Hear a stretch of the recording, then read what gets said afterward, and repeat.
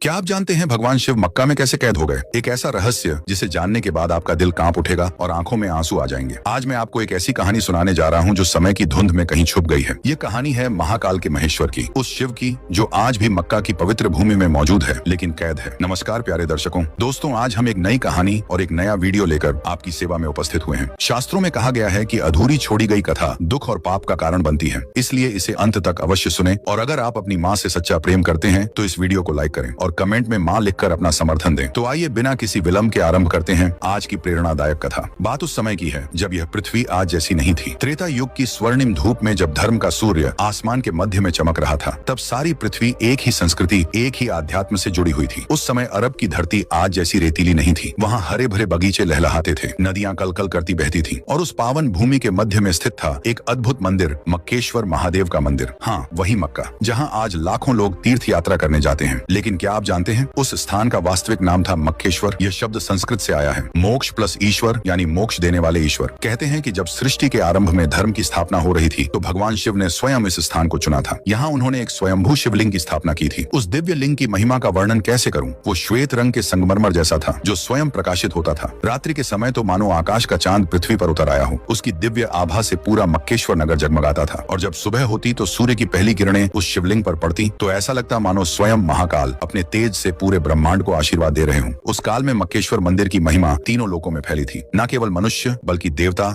गंधर्व, किन्नर सभी यहाँ दर्शन करने आते थे।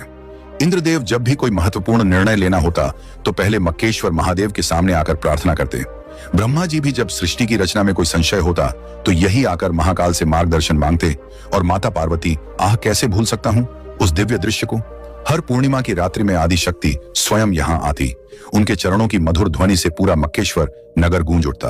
वो दृश्य देखने लायक था।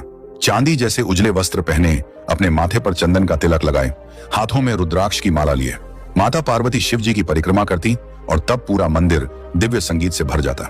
जी हाँ, उस समय अरब में रहने वाले लोग शिव भक्त थे। उनकी भाषा में भी संस्कृत के शब्द मिले हुए थे। वे अल्लाह कहते थे जो अलख शब्द से बना था। अलख निरंजन यानी जो दिखाई ना दे। वे 5 समय की पूजा करते थे, सुबह सूर्योदय के समय, दोपहर में, शाम को सूर्यास्त के वक्त, रात में और आधी रात को। यह परंपरा आज भी कहीं ना कहीं दिखाई देती है। नहीं उनकी औरतें माथे पर तिलक लगाती, गले में रुद्राक्ष बांधती, पुरुष जटा रखते, भस्म लगाते और सबसे बड़ी बात, वे सभी रोज मक्केश्वर महादेव के दर्शन करने जाते। कैसा सुंदर समय था वह। धर्म, अर्थ, काम, मोक्ष चारों पुरुषार्थ संतुलन में थे। कोई धर्म के नाम पर लड़ाई नहीं, कोई वैमनस्य नहीं। सभी एक ही परमात्मा की संतान थे और सभी उसी एक की उपासना करते थे। लेकिन समय का चक्र रुकता कहाँ है।